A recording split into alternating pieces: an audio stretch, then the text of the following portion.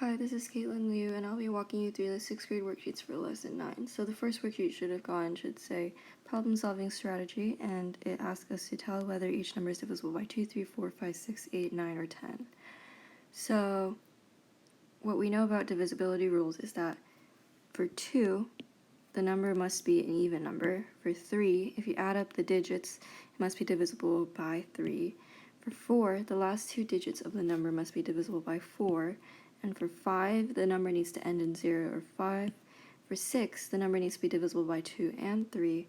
And for 8, the last 3 digits need to be divisible by 8. For 9, you need to add the digits up, and it has to be divisible by 9. And 10, the number has to end in 0.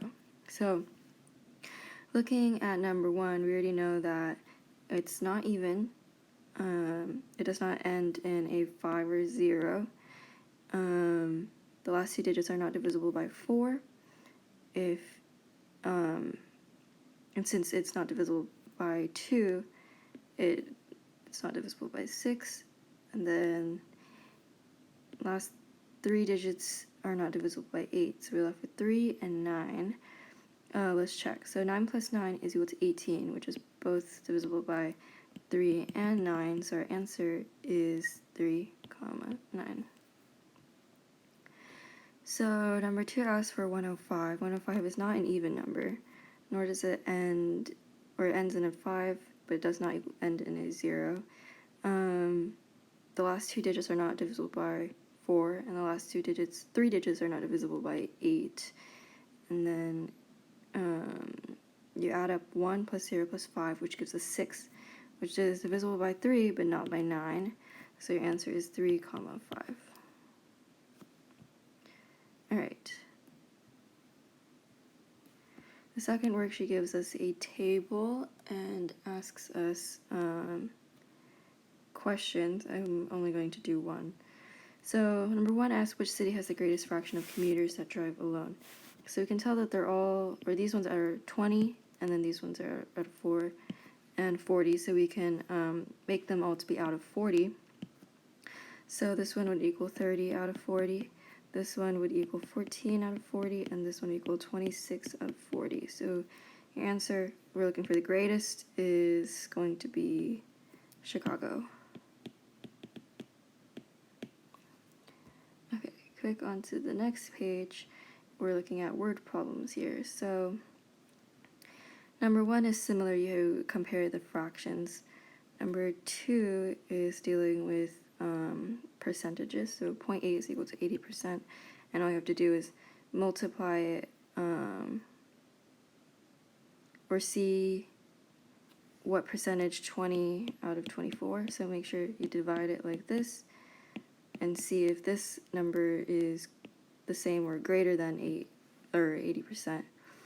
The one down here is just an equation, so I'll do an A for this one. So Joseph drove 617 miles in 3 days.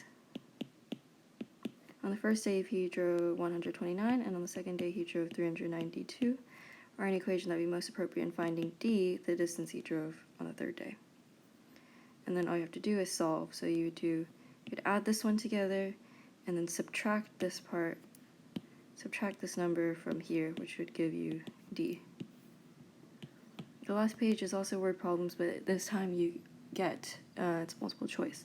So number 1 is saying the total number of players in a football association can be divided evenly, so like completely without no fractions or decimals, into water polo teams of 5 players each, or synchronized swimming teams of 9 players each. Which of the following numbers could represent the number of players in the athlete association? I think this one's supposed to be athlete too. Okay. So we want a number that can be divided by 5 and 9. So we know that has to end in 0 or 5. So already this one is out. And it has the last, or when you add the numbers up together, it has to be divisible by 9. So 7 plus 9 equals 16, so this one's out. 6 plus 5, 11, plus 8, 18, so this one probably.